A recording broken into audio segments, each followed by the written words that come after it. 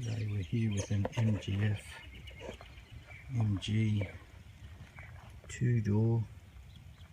It's a 2009 MGF with air conditioning issues.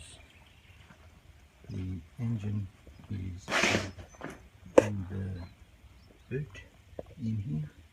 Compressor sits low down at the front of all of that.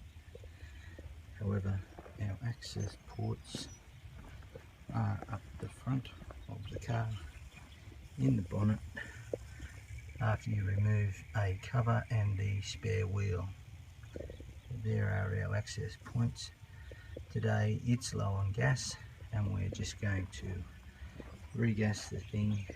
The air conditioner, it hasn't been touched in since new, and we'll put some UV dye in there just to assist us with any future leaks if there are any. Thanks for watching.